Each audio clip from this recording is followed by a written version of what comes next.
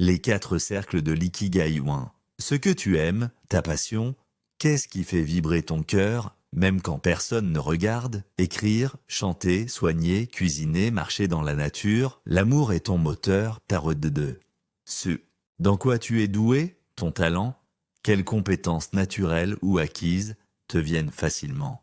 Qu'est-ce que les autres reconnaissent chez toi? Ce sont tes outils uniques. Ce dont le monde a besoin, ton service, à quoi peux-tu contribuer? Qu'est-ce qui manque dans ton entourage que tu peux offrir? C'est ton impact. Ce pourquoi tu peux être rémunéré, ton métier, comment ce que tu fais peut-il aussi nourrir ta vie matérielle, pas comme une course à la richesse, mais comme un échange juste. Quand ces 4 dimensions s'alignent, tu trouves ton ikigai. Une vie simple, mais pas vie d'ikigai, ce n'est pas trouver sa passion à tout prix. Ce n'est pas suivre ses rêves dans le vide. C'est vivre avec attention, enraciné dans l'instant et dans la cohérence intérieure.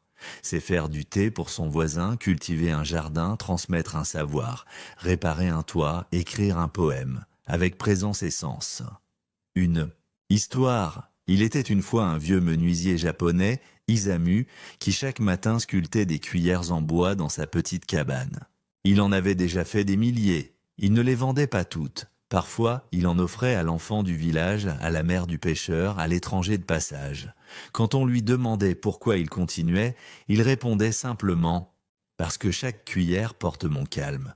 Et si quelqu'un mange avec, il mangera aussi un peu de paix. » Trouver son propre ikigai, trouver son ikigai, ce n'est pas une destination. C'est un cheminement doux, une redécouverte de soi, loin du bruit du monde. Pose-toi ces questions. Qu'est-ce qui te rend vivant?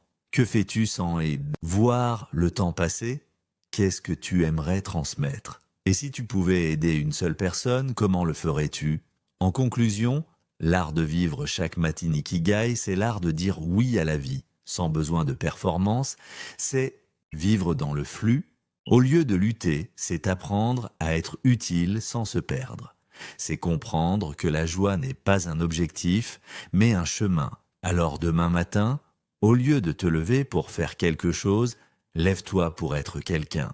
Quelqu'un qui suit doucement, sincèrement, le fil de son ikigai